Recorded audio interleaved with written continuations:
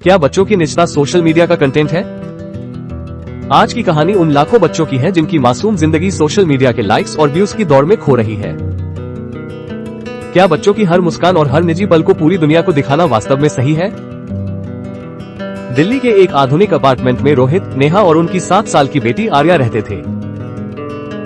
आर्या एक बेहद प्यारी और शरारती बच्ची थी जिसकी हंसी से पूरा घर चहक उठता था।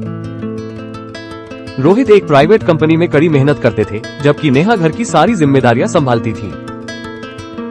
एक दोपहर नेहा ने देखा कि आर्या बड़े उत्साह के साथ एक कविता सुना रही है। नेहा ने तुरंत अपना फोन निकाला और आर्या की उस मासूम प्रस्तुति को रिकॉर्ड कर लिया। मजाक मजाक में नेहा ने वो छोटा सा वीडियो सोशल मीडिया पर अपलोड कर दिया। नेहा को उम्मीद नहीं थी, लेकिन कुछ ही घंटों में वो वीडियो इंटरनेट पर वायरल हो गया। फोन पर नोटिफिकेशन की आवाजें लगातार बजने लगी, जो रुकने का नाम ही नहीं ले रही थी।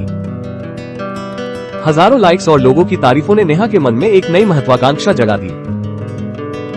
उसे लगने लगा कि उसकी बेटी एक उभरता हुआ स्टार है और उसे दुनिया को दिखाना चाहिए। अब नेहा का पूरा ध्यान आर्या की हर छोटी हरकत को कैमरे में कैद करने पर लग गया। शुरुआत में ये सब एक खेल जैसा था, जिसमें आर्या भी खुश होकर भागती दौड़ती थी। नेहा आर्या के सुबह उठने के आलस और उसकी मासूमियत को रिकॉर्ड करने लगी। यहाँ तक कि आर्या के छोटे छोटे गुस्से और नखरों को भी नेहा ने कंटेंट बना दिया। स्कूल जाने की तैयारी का हर पल अब एक स्क्रिप्टेड वीडियो की तरह शूट किया जाने लगा। धीरे धीरे घर का माहौल बदलने लगा और आर्या के लिए कोई भी पल निजी नहीं रहा। जब आर्या रोती तो नेहा उसे चुप कराने के बजाय कैमरा ऑन कर इमोशनल वीडियो बनाती। अगर आर्या बीमार होती तो नेहा को उसकी तकलीफ से ज्यादा वीडियो के थंबनेल की चिंता होती। नेहा फोन की स्क्रीन पर एडिटिंग कर रही थी ताकि वीडियो और ज्यादा दुखद और वायरल लगे। आर्या अब महसूस करने लगी थी कि उसकी मां उसे नहीं बल्कि उसके वीडियो को प्यार करती है। कई बार आर्या ने धीरे से कहा, मम्मी आज वीडियो मत बनाइए, मुझे बस आपके साथ खेलना है। लेकिन नेहा का जवाब हमेशा वही होता, बस 2 मिनट बेटा, यह आखिरी शॉट है, फिर खेलेंगे। पर वह 2 मिनट कभी खत्म नहीं होते थे और खेल का समय हमेशा वीडियो में बदल जाता। कुछ ही महीनों में नेहा के लाखों फॉलोअर्स हो गए और वो एक डिजिटल इन्फ्लुएंसर बन गई।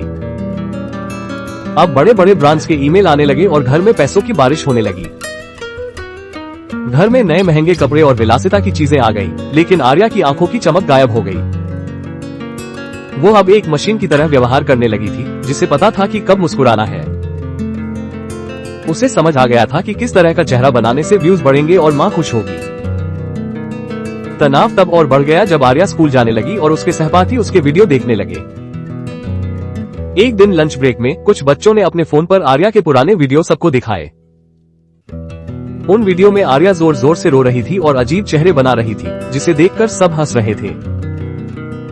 बच्चे उसका मजाक उड़ाने लगे और उसे इंटरनेट वाली लड़की कहकर चिढ़ाने लगे। आर्या ने स्कूल में सहपाठियों के व्यवहार के कारण खुद को अकेला महसूस करना शुरू कर दिया था। वो अब क्लास में किसी से बात नहीं करती थी और अपनी किताबें पकड़कर सिर झुकाए रहती थी। एक दिन आर्या रोते हुए घर आई और अपनी मां के गले लगकर अपनी तकलीफ बयां की। उसने चिल्लाकर पूछा कि क्या उसकी हर निजी बात पूरी दुनिया को पता होनी चाहिए। नेहा सन्न रह गई, लेकिन डिजिटल दुनिया के नशे ने उसे सच देखने से रोक रखा था। नेहा ने इसे सिर्फ बच्चों की छोटी सी बात समझकर नजरअंदाज कर दिया और उसे चुप कराया। कुछ दिन बाद आर्या का 8वां जन्मदिन आया, जिसे नेहा ने एक भव्य इवेंट बना दिया। पूरा घर गुब्बारों से सजा था, लेकिन हर कोने में कैमरे और रिंग लाइट्स लगी हुई थी। नेहा ने जन्मदिन की हर गतिविधि को लाइव स्ट्रीम करना शुरू कर दिया ताकि दुनिया देख सके। कैमरे के सामने मुस्कुराने का नाटक करते हुए आर्या अंदर से बहुत डरी हुई थी। वो बार बार कैमरे की नजर से बचने के लिए पर्दों के पीछे छिपने की कोशिश करती। जब केक काटने की बारी आई तो नेहा ने उसे कैमरे की तरफ देखकर स्माइल करने को कहा। दबाव में आकर आर्या की आंखों से आंसू छलक पड़े, लेकिन कैमरा अभी भी रिकॉर्ड कर रहा था। उस रात जब नेहा सो गई, आर्या चुपके से अपने पिता रोहित के कमरे में गई। आर्या ने धीमे स्वर में रोहित से पूछा कि क्या वो सिर्फ उनकी बेटी है या दुनिया की प्रॉपर्टी। रोहित का दिल ये सुनकर बैठ गया। उन्हें अपनी गलती का गहरा एहसास हुआ। उन्हें समझ आया कि लाइक्स की दौड़ में उन्होंने अपनी बेटी का बचपन गिरवी रख दिया है। अगले दिन स्कूल की काउंसलर ने रोहित और नेहा को एक जरूरी मीटिंग के लिए बुलाया। काउंसलर ने उन्हें समझाया कि बच्चों के मानसिक स्वास्थ्य पर निजता का कितना गहरा असर होता है। उन्होंने चेतावनी दी कि आज के क्यूट वीडियो कल साइबर बुलिंग और तनाव का कारण बनेंगे। काउंसलर ने कहा कि वे यादें नहीं बल्कि अपनी बेटी के भविष्य के जख्म रिकॉर्ड कर रहे हैं। ये बात रोहित और नेहा के दिल में तीर की तरह लगी और वे पूरी तरह टूट गए। उस रात दोनों ने बैठकर अपने पुराने सारे वीडियो देखे और आर्या के बदलते चेहरे को महसूस किया। उन्होंने देखा कि कैसे समय के साथ आर्या की असली मुस्कान धीरे धीरे फीकी पड़ती गई थी। उन्हें एहसास हुआ कि उन्होंने अपनी महत्वाकांक्षा के लिए अपनी बेटी की मासूमियत का सौदा किया था। अगली सुबह नेहा आर्या के पास गई और उसे गले लगाकर फूट फूट कर माफी मांगी। नेहा ने वादा किया कि अब से उसकी अनुमति के बिना कोई भी वीडियो इंटरनेट पर नहीं जाएगा। आर्या के चेहरे पर कई महीनों बाद एक सच्ची और निस्वार्थ मुस्कान वापस आई।